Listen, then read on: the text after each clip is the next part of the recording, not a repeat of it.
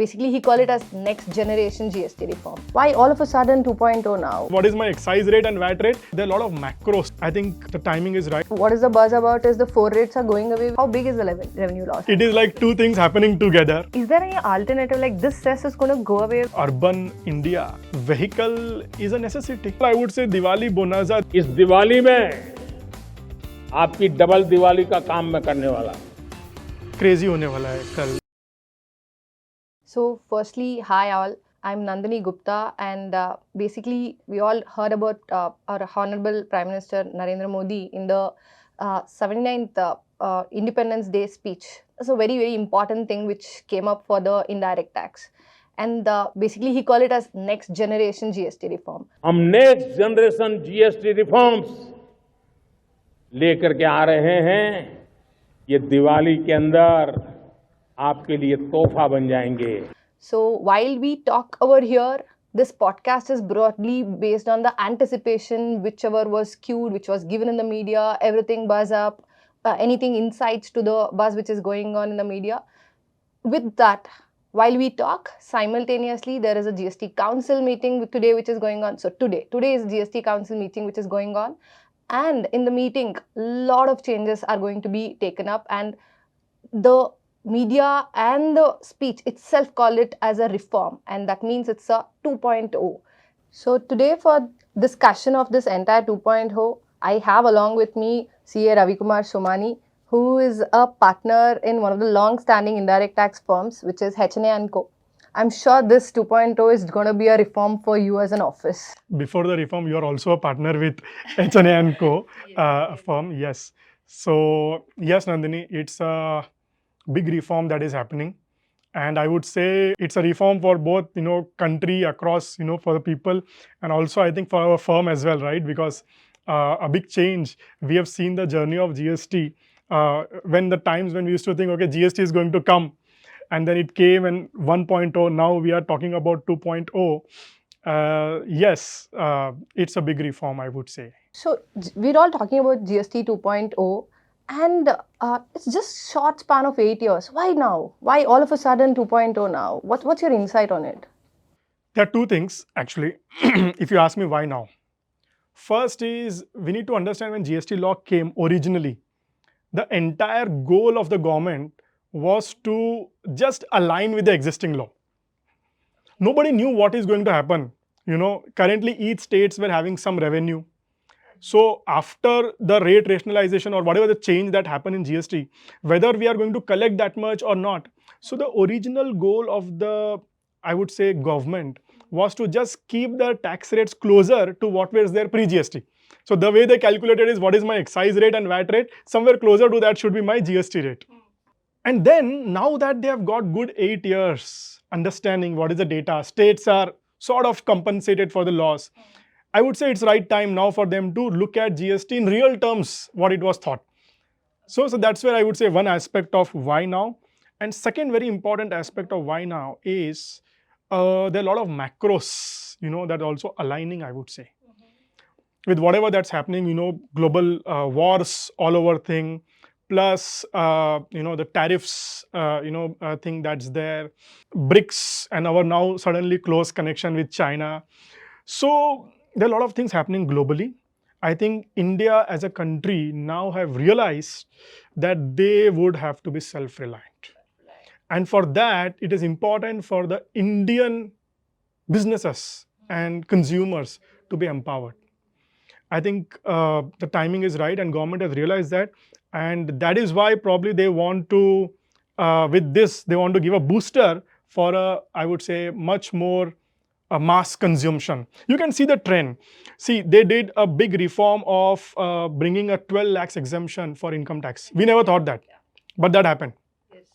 They took a hit in direct tax collections. Then the repo rate was cut down significantly. I mean, such big cut was not seen, but they have done that. Yeah. Correct? That was also a big move. And then this. So all these things are in a way moving towards, increasing consumption.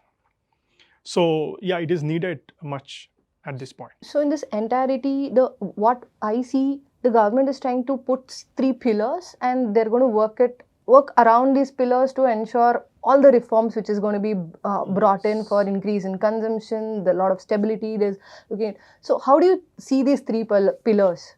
Correct. So Modi ji has announced about this, the three pillars. One is structural reforms, rate rationalization, and ease of living.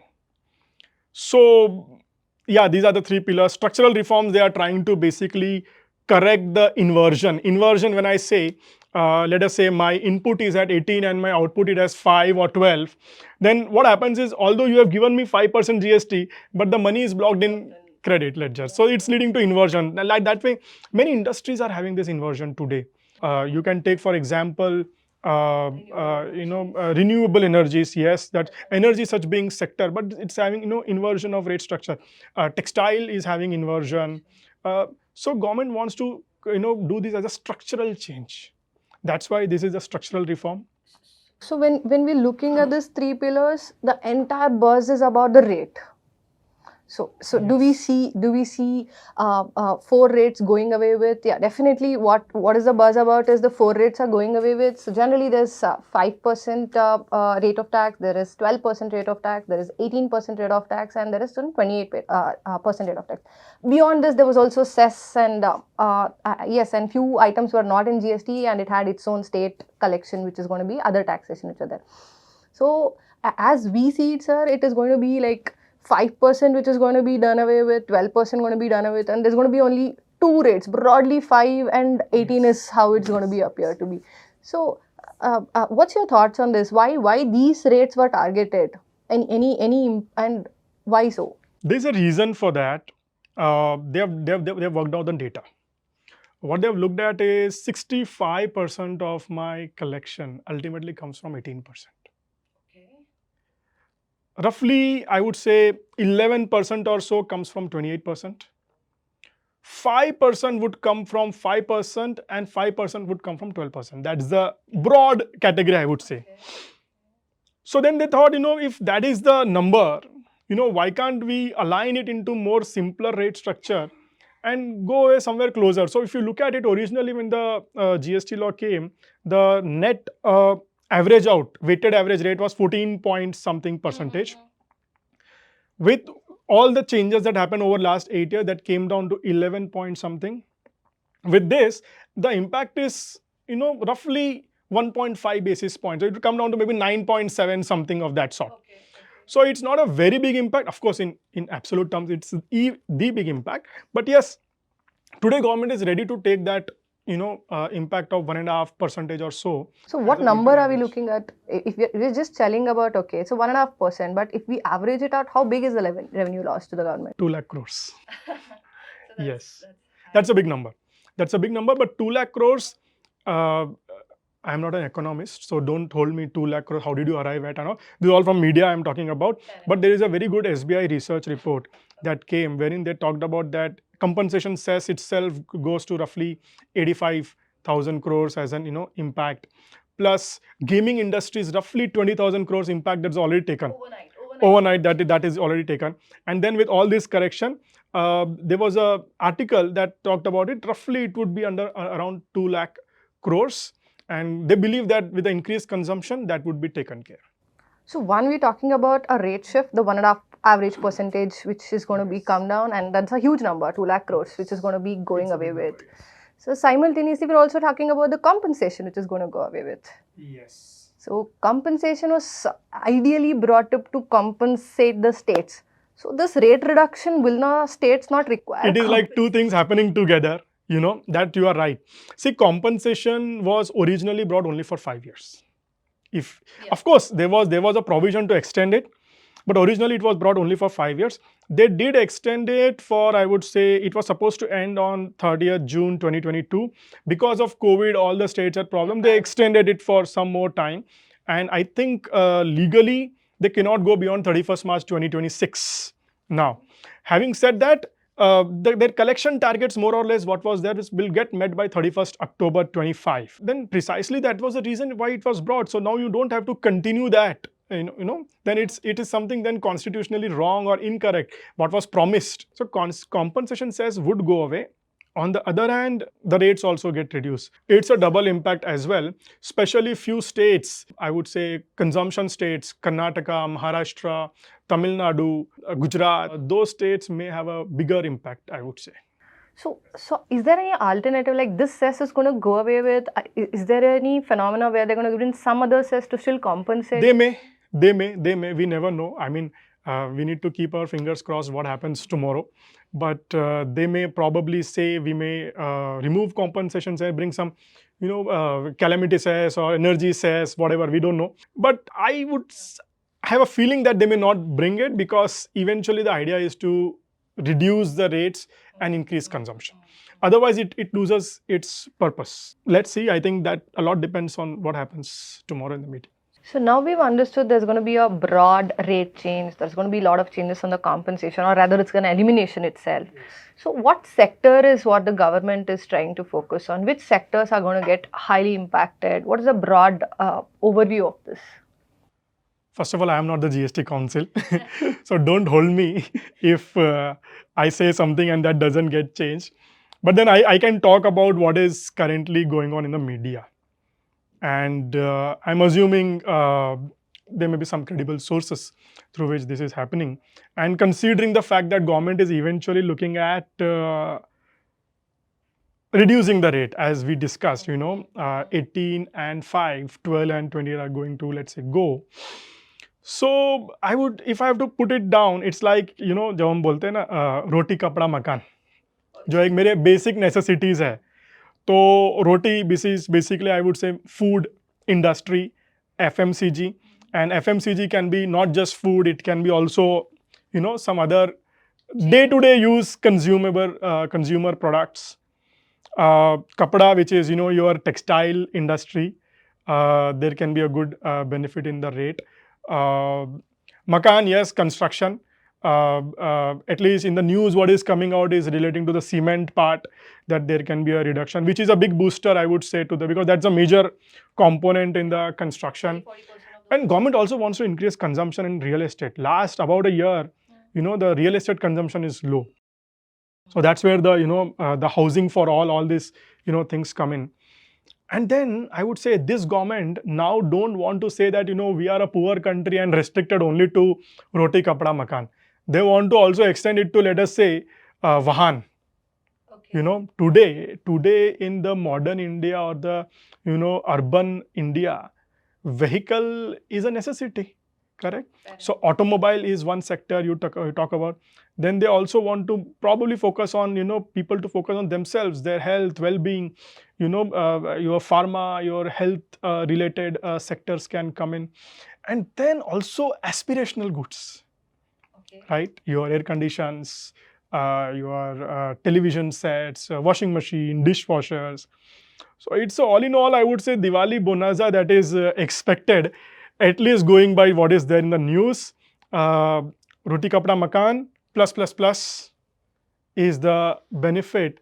That is what we are seeing. And very important is your insurance.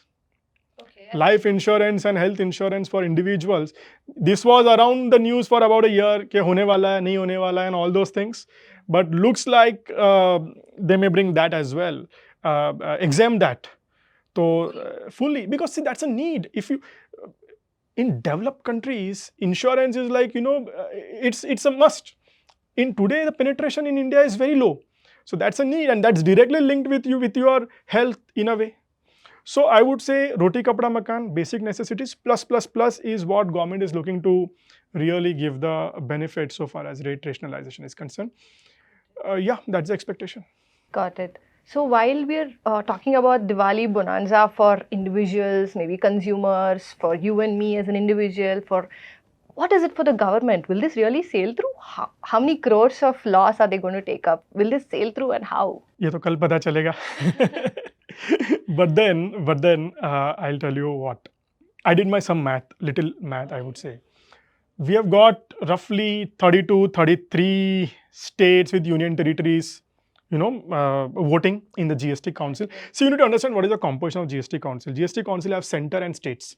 Center's one vote is almost it's 33%, and states all votes put together is 2/3, correct? So in a way, you need 75% to sail through even any agenda, correct? So in a way, one vote of center and roughly 21 to 22 votes, 22 states should align for any agenda to pass. Now BJP has got roughly, I would say, 16 states. 14, approximately 14, maybe. 14, 16 states, I would say, BJP, NDA, you put that way, gets. Then you add TDP and, few other parties. Maharashtra, we have alliance and all those things you add. I feel ये थोड़ा सा ना ये थोड़ा crazy होने वाला है कल. It is going to be tug of war. Somewhere 21, 22 states, I think they have that control. But states like big states, somebody asked me, Karnataka is such a big state and in northeast Meghalaya is such small state. दोनों को एक एक vote है क्या?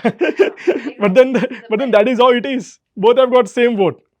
But then big states like Karnataka, Tamil Nadu, West Bengal, Punjab, which are not BJP states, still they have only one vote. But they may oppose. So till now, a lot of decisions in GST Council has been consensus based. But we never know. Tomorrow, that trend may change, may not change, or it may continue. I would hope that it continues and the ultimate Diwali bonanza comes in to everybody. But yes, let's hope for the best. So Nandini, I have a few questions for you. We talked about rate rationalization, but then government talked about structural reforms and correcting the inversion. So what is exactly that they are planning to do? Basically, inversion, in a simple layman term, inversion is where the inward is higher and the outward is lesser. So there's an accumulation of credit. So you are saying that मेरा जो input या raw material आता है, which is at 18% or 28%, and my output is 12% or 5%. So that credit is getting accumulated. So there's clear imbalance. So though there is a credit, but can I go and ask the government credit of my electronic credit ledger? No. Yes. So this reform has to balance itself the rate. So I think with the rate rationalization, somewhere they're also trying to capture the inversion structuring which they can be corrected, and the entire chain of people in the business can also be smoothly oriented towards the benefit of this. But then don't you think, Nandini, that abhi kya tha, today it was 5, 12, 18, and even though there is an inversion, it was to the tune of 5% or 6% and maybe 2-3%. With 5% at one side and 18% at another side. Just imagine if by any chance inversion is going to continue for some industry, don't you think the intensity of inversion, the volume of inversion may come down, but where it would be there, the intensity would be a lot higher. Truly. Because if I look at just example of what you gave, the FMCG classic example, you thought majorly it's going to go under 5. But what about the material which is going to go into it? They have a lot of packing material which is under 18. And it's all premium packaging nowadays. Exactly. So that can create a clear inversion. Despite this change. Yeah, advertisement is going to be at 18. The marketing. All the marketing is at 18. There is going to be disparities, how I'm able to see it with the discussion. So there will be another structural reform to the reform. To the reform. So one more thing I think they're trying to do for the structural reform is on classification. So it's a classic case. There's always a dispute on classification. One small change in the classification or turnover of a year or two might just be questioned about the companies. So I think with the category or the bunch itself being reformed under 5%, it's only so there's going to be less dispute. All the issues of classification would no longer be. We had all those, what is papad versus, fryams.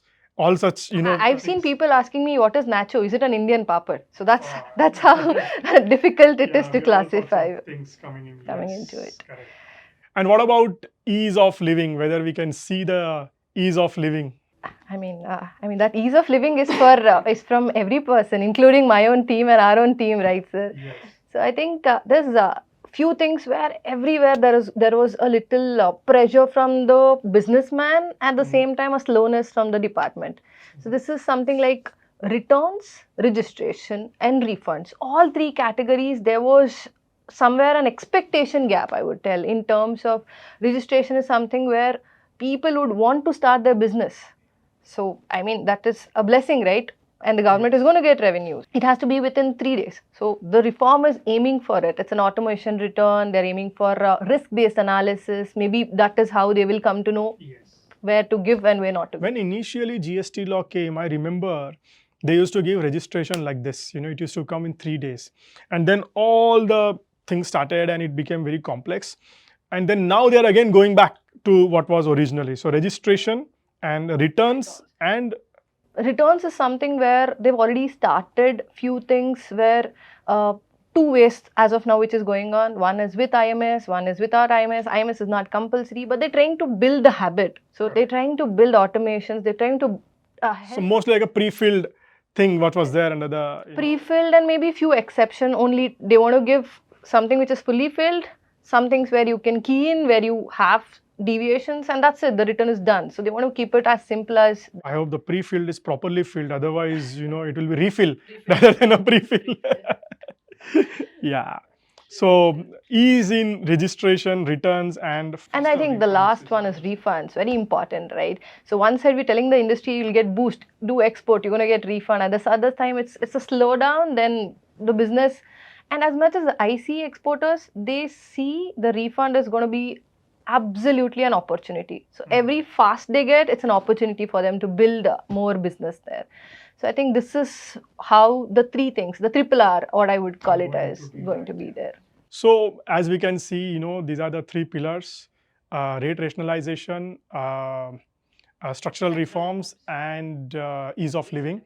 What we would do is we would have one more, this podcast, similar podcast or discussion, part 2, wherein we'll talk on the impact, how this is going to impact manufacturers, distributors, Supply chains also. entire supply chain, and most importantly consumers. Correct. So we'll have this one more discussion on this as an impact of, and what businesses would have to do as an action. Yeah, I think that's most important. What actions they need to take? Where are they going to be with the stock, with the transit? A lot of questions will be coming up on it. So stay tuned for part 2 for more detailed insights on the topic.